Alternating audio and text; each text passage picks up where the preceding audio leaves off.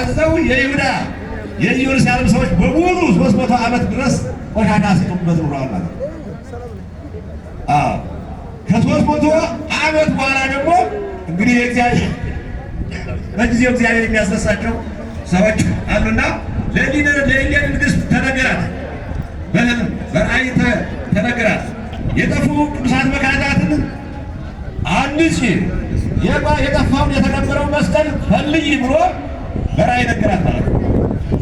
ቆስጠንጢኖስ መክሲማያኖስን ድል ነስቶ ሮምን በአንድ ማዕከላዊ መንግስት ሲመራ በተመንግስቱ እንደተረጋገጠለት ካወቀች በኋላ እሌኒ ንግሥት ከሮማ መኳንንት መሳፍንት ጋር መክራ ከተስማማች በኋላ ወደ ልጇ ሄዳ ስርዓተ መንግስትን እንዴት መምራት እንዳለበት አስተማረችው።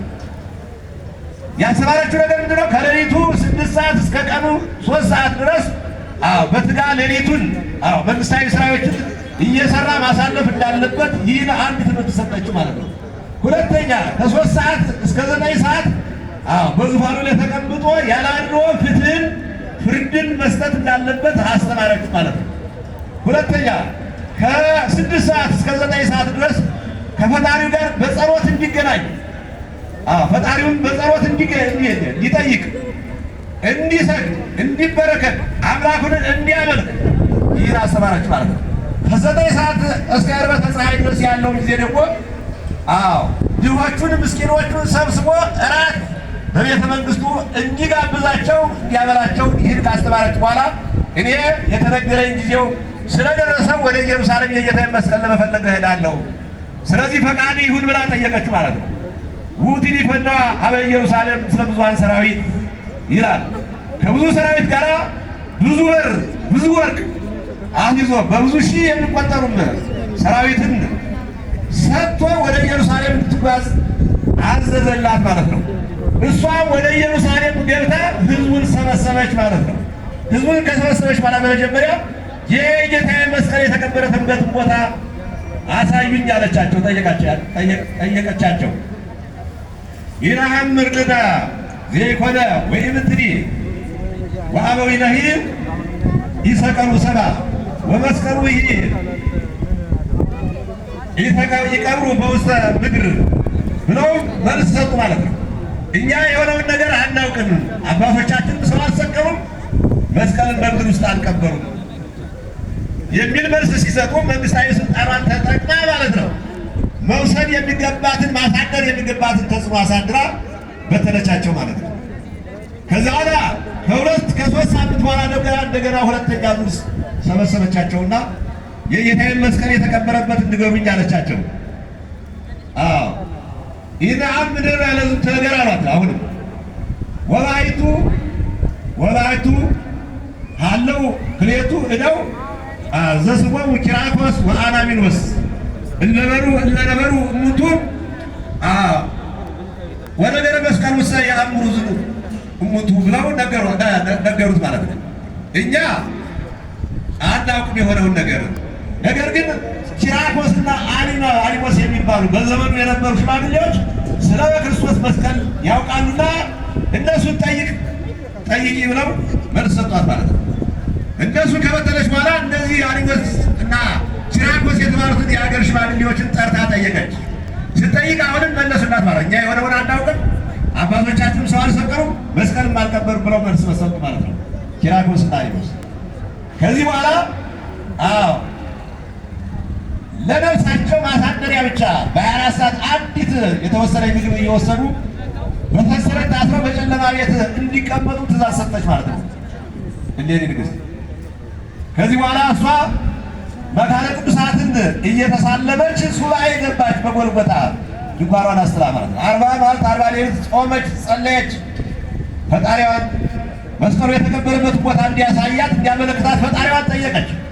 መልአኩ ቅዱስ ገብርኤል ልኮ እንዲያረጋጋት እንዲያጸናናት መልአኩን ላከላት። ገብርኤል መጥቶ አረጋጋት፣ መስቀሉን ንገረኝ አላት። እጹብ ነገሩ በእንተ መስቀሉ ለክርስቶስ ብሎ ገብርኤል መልስ ሰጣት ማለት ነው። እኔ ቦታ አሳይ አልተባልኩም፣ አንቺን እንዳረጋጋ እንዳጸናና ነው የተላኩትና ያሰረቻቸው ሽማግሌዎች በጥብቅ መርምረሽ እነሱ ይነግሩሻል፣ እነሱ ሲነግሩሽ በእነሱ መሰረት የመስቀሉን ታገኛለሽ ብሎ ገብርኤል አረጋግቷት ነግሯት አረገ ማለት ነው። ከዚህ በኋላ ማለት ነው ሽማግሌዎቹ ግን ከብዙ ቀን እስር በኋላ እንደገና እሊን ንግሥትን እንፈልጋለን ውሰዱን አሉ። ወደ እሌኒ ንግሥት ወሰዷቸውና አሁን መናገር ጀመሩ ማለት ነው። አባቶቻችን የአባቶቻችን አባቶች አያቶቻችን ሲናገሩ የሰማነው ከዚህ ከሦስቱ ተራራ አንዱ እንደሆነ ይነግሩን ነበረ፣ መስቀሉ የተቀበረበት ቦታ። ስለዚህ ክርስቶስን በቀራንዮ ሰቅለውታል። ጎልጎታ በተባለ ጎልጎታ ደግሞ መስቀሉን ቀብረውታል። ስለዚህ አሁን አንቺ እንጨት አሰብስበሽ ደመራ ደምረሽ ሰንድሮስ የተባለ ነጭ ዕጣን ጨምረሽ ደመራውን ብትለኩሽን ምልክቱን ታያለሽ፣ መስቀሉ የተቀበረበት ቦታ ብለው ነገሯት ማለት ነው። ፈቃድ እግዚአብሔር ደረሰ ማለት ነው። ጸሎቷን ተሰማላት። የሚፈለገው የተመኘችው ነገሩ ሆነላትና በዛሬው ዕለት ማለት ነው። በዛሬው ዕለት እንግዲህ ደመራውን ደምራ ሰንድሮስ የተባለ ነጭ ዕጣን ጨምራ ማለት ነው። መቃርስ የተባለውን የኢየሩሳሌም ኤጲስቆጶሳት ጠርታ ካህናቱን ሰብስቦ እንደ አሁኑ ሰዓት ማለት ነው ጸሎተ ሥርዓቱን ከፈጸሙ በኋላ ደመራው ተለኩሷል ማለት ነው። ዘዕጣን አንጸረ ሰገደ ጢስ በጎልጎታ